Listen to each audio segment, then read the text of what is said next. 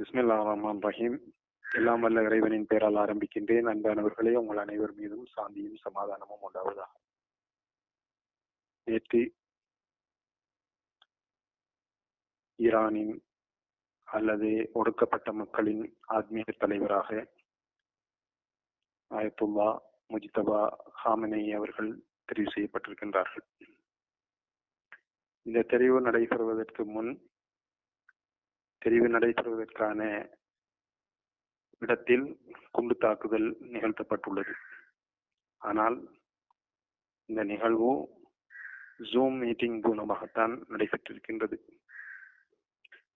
59 அறிஞர்கள் இதில் கலந்து கொண்டிருக்கின்றார்கள். அதிலே 51 வாக்குகள் ஆயத்துல்லா முஜ்தபா ஹாமனேயி அவர்களுக்கு கிடைத்திருக்கின்றது. 7 வாக்குகள் இன்னும் ஒருவருக்கு கிடைத்திருக்கின்றது. ஒரு வாக்கு நடுநிலையில் வழங்கப்பட்டுள்ளது. பரிபூர்ணமாக ஜனநாயக ரீதியான ஒரு தெரிவுதான் இது. இந்த தெரிவின் மூலம் ஆத்மீக தலைவரை தெரிவு செய்கின்ற இந்த சபை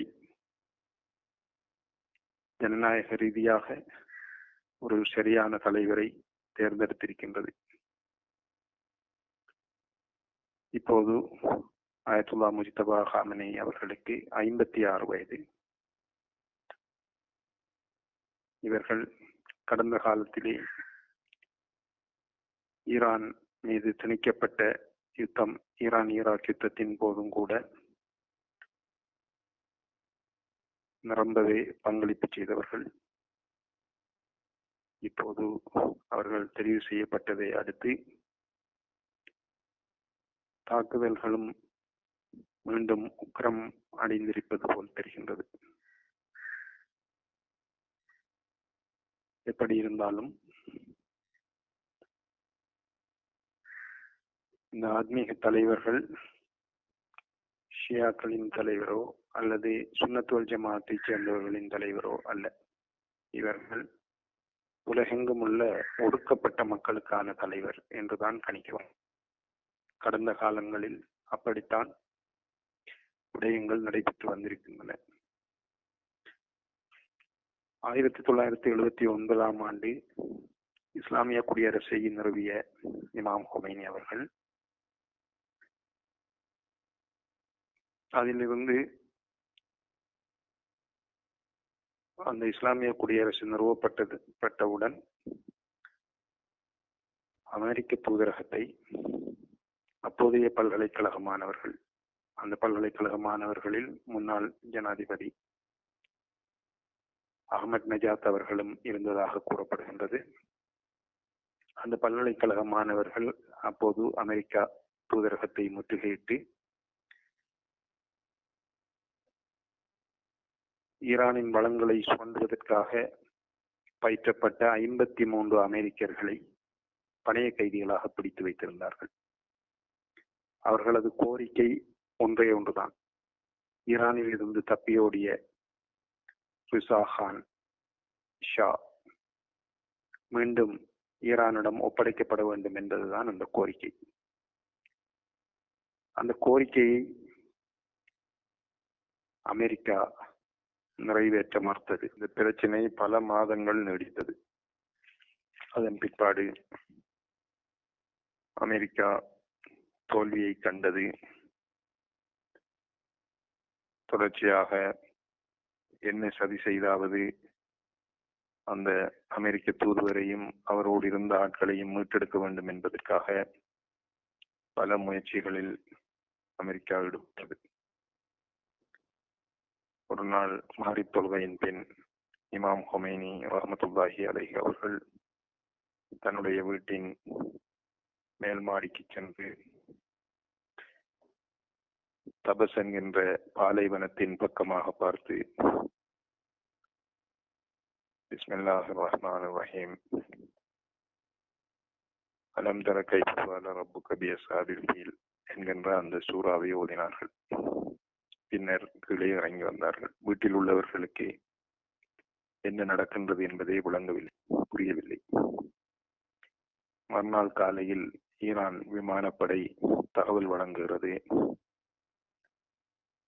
தபஸ் என்கின்ற பாலைவனத்திலே சில விமானங்கள் வீழ்ந்து நொறுங்கி கிடப்பதாக. தரைப்படையினர், போலீசார் அந்த இடத்திற்கு சென்றபோது அங்கே 6 யுத்த விமானங்கள், அமெரிக்காவுடைய 6 யுத்த விமானங்கள் ஒரே இடத்தில் விழுந்து நொறுங்கி கிடந்தன. 6 விமானங்களிலும் 12 பைலட்மார் இருந்திருப்பார்கள். அதிலே ஒரே ஒருவர் மாத்திரம் உயிரோடு காணப்பட்டார், மற்றவர்கள் எல்லாம் இறந்து விட்டார்கள். அந்த உயிரோடு இருந்தவர் தான் என்ன நடந்தது என்பதற்கு இறைவனின் அத்தாட்சி. அவரை எடுத்து சுகப்படுத்தி வேட்டி கண்டபோது, நாங்கள் தெஹ்ரானிலே முக்கியமான இடங்களில் தாக்குதல் நடத்தி அமெரிக்க தூதரகத்தில் இருப்பவர்களை விடுவிப்பதற்காக வந்து கொண்டிருந்தோம். அப்போது வானத்திலே ஒரு புழுதி மண்டலம் வந்து 6 விமானங்களும் ஒன்றோடொன்று மோதி விழுந்து நொறுங்கி விட்டன என்று அந்த பைலட் பதிலளித்தார். இப்படி ஈரான் இஸ்லாமிய புரட்சியில் பல அற்புதங்கள். அதனை தொடர்ந்து பல பேச்சுவார்த்தைகள் நடந்து ஷாவை வழங்குவதற்காக ஈரானிடம் ஷாவை வழங்குவதற்காக அமெரிக்கா முற்பட்டாலும், அப்படி நடந்தால் ஷாவினூடாக என்னென்ன ஈரானிலிருந்து சுரண்டப்பட்டிருக்கின்றது என்பதை அறிந்து கொள்ள முடியும் என்பதற்காக ஷாவை அமெரிக்காவை நஞ்சூட்டி கொலை செய்துவிட்டு எகிப்துக்கு அனுப்பி வைத்தது அந்த பூத உடலை. எகிப்து அரசாங்கம் ஈரான் அரசிடம், இப்படி உங்களுடைய மன்னரின் பூத உடல் இங்கே வந்திருக்கின்றது, இதனை உங்களது நாட்டுக்கு அனுப்பட்டுமா என்று கேட்டதற்கு ஈரானின் அப்போதைய ஆத்மீக தலைவர் இமாம் ஹொமைனி ரஹ்மத்துல்லாஹி அலைஹி அவர்கள் பதிலளித்தார்கள், ஃபிரௌன் இருக்கின்ற அந்த நாட்டிலேயே அந்த ஷாவையும் புதைத்து விடுங்கள் என்று. இப்படி தொடர்ந்து இந்த பிரச்சனை நடைபெற்றுக் கொண்டிருந்தது. பல மாதங்களுக்கு பின்னர், நான் நினைக்கின்றேன் 6 மாதங்களுக்கு மேற்பட்ட இந்த பிரச்சனை, சில நஷ்ட ஈடுகளை ஈரானுக்கு வழங்குவதன் மூலம் அமெரிக்கா தன்னுடைய ஆட்களை மீட்டெடுத்தது.